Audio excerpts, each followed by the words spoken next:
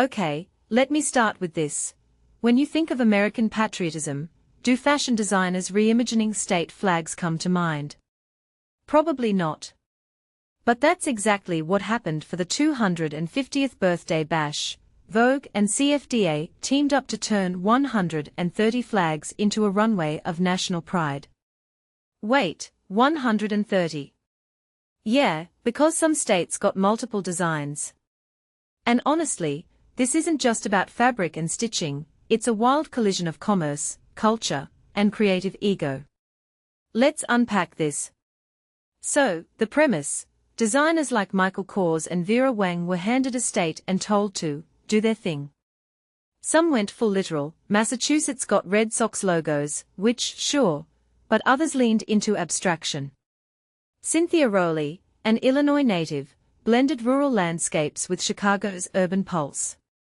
That duality. It's America in a nutshell, right? But here's the twist: these flags aren't just art. They are brand statements. Tommy Hilfiger slapped his signature navy and red nautical stripes on New York's flag. Calvin Klein. Just a minimalist New York in sterile font. Bold? Maybe. But is a designer's vanity more American than the state itself?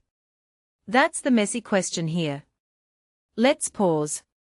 Anna Wintour called this a tribute to national pride through creativity. But wait, when a brand co-opts a state's identity, is it celebration or exploitation? Think about it, these flags are as much about the designer's legacies as the state's.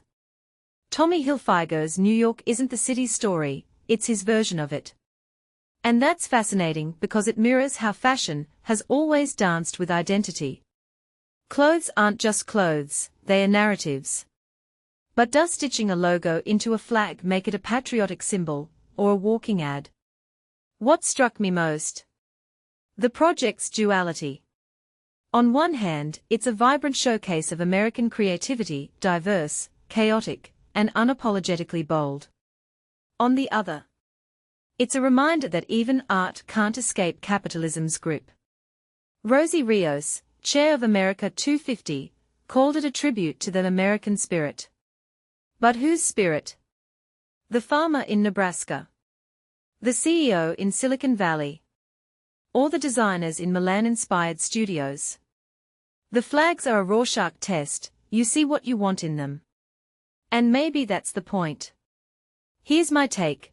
This project is less about states and more about how fashion brands position themselves as cultural custodians. It's smart PR wrapped in red, white, and blue. But does that make it inauthentic? Not necessarily. Creativity thrives on constraints. Even a state flag can become a canvas for brand storytelling.